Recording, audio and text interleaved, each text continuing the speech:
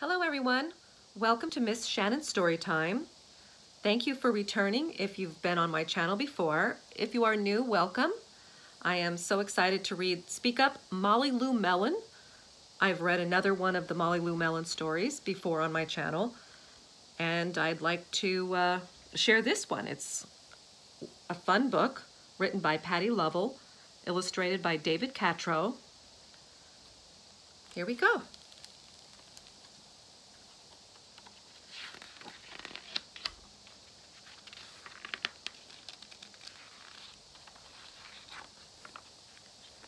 Speak Up, Molly Lou Melon.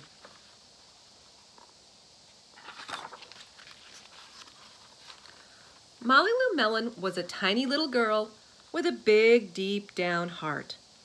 Her mom always told her, "Be true to yourself."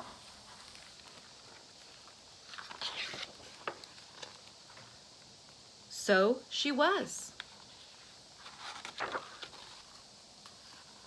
Molly Lou Melon tried to do the right things in her life. It didn't always work. Her mom always told her, take responsibility for the things that you do, good or bad.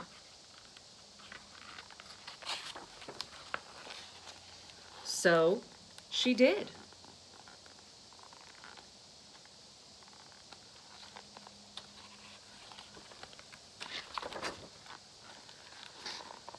Molly Lou Melon had friends of all shapes, sizes, opinions, and ideas.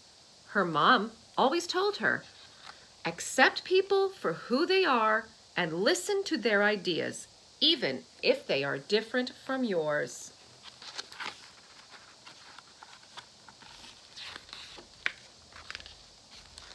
So she did.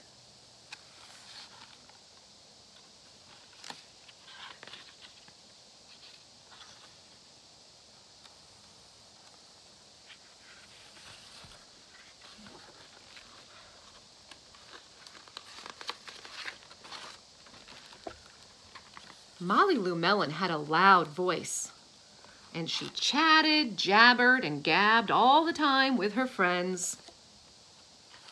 Her mom always told her, you have a strong voice. Use it to speak up for anyone who might need your help.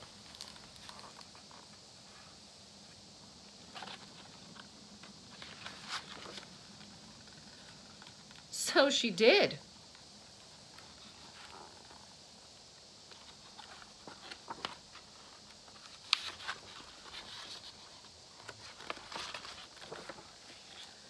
In the fall, Molly Lou Melon started school again with a big yellow backpack and a huge toothy smile for all her friends. She sat with Ronald, Durkin, and Gertie in the front row of their classroom. Bettina Bonklehead snickered at them and cooed, "Molly Lou Melon and Ronald, kissy kissy, boyfriend, girlfriend."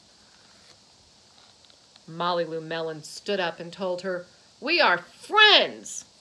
Then she exchanged special handshakes with Gertie and Ronald. Woodle woodle dink dink cha cha woodle waddle do.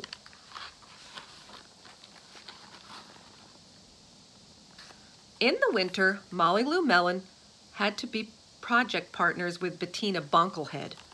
They accidentally painted over the desks and not on their papers. It was a little fun.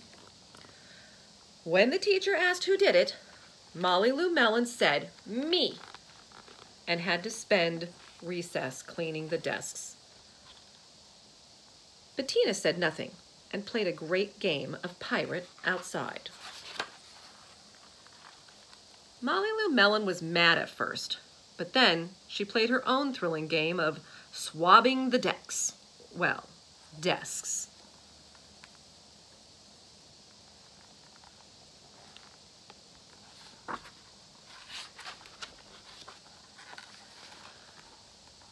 In the spring, a new boy named Gavin Grape started school. He was small, he wore glasses, and his ears stuck out.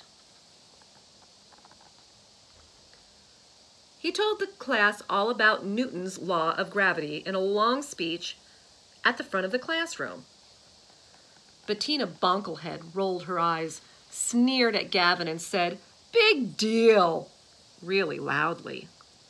Gavin's cheeks turned red, bright red, and he hung his head.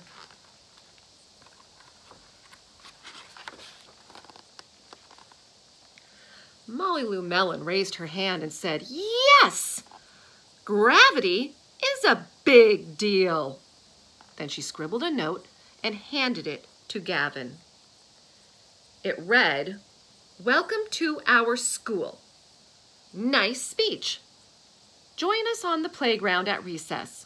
We can test out some gravity.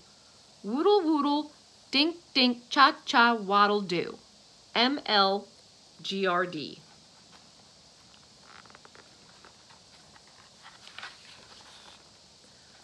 On the first day of summer, Bettina Bunklehead showed up at camp promptly, stuck her foot out, tripping Gavin Grape. He crashed to the ground, and his glasses went flying. Bettina grinned and chirped, "Smarty pants, looks like gravity got ya." Lou Melon caught Gavin's glasses in midair, went nose to nose with Bettina, and said, "You must never do anything like that again to my friend. Friends stand up for one another."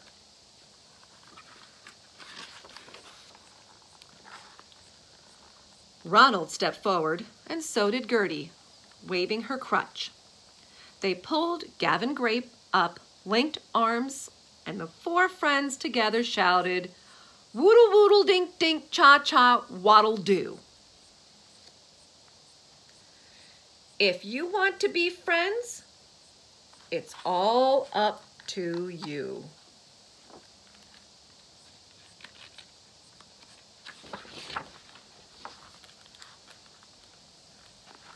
The end. Well, this was a lovely story. I think there were two important things that everyone in life can remember. First, I think the lesson of taking responsibility for everything that you do, good or bad, is very important for all of us, no matter how old we get. Some people find it always easier to accept responsibility and enjoy praise for the good, but we also have to remember that we mess up sometimes, and it's important to accept responsibility when we do mess up. The other thing is speaking up when people need your help, and knowing when it's the right time to speak up. Sometimes we speak up a little too fast or quickly, and this story gave us the lesson that, you know, if we have people who are treating others poorly, especially if they're our friends or if there's no reason to treat them poorly, like Lou and her friend Gavin, there was no reason for him to be treated poorly, simply because his interest in science was bigger than somebody else's interest. So she stuck up for her friend and supported his interests. And I think that's what a good friend does. We know when it's time to speak up for our friends and support their interests. Because we all have something that we like that may be special or important to us. Thank you for joining me today. I hope you enjoyed this book of Speak Up, Lou Melon. If you have any books that you'd like to hear, share it in the comments, and I will be happy to try to find those books and read them. Thank you.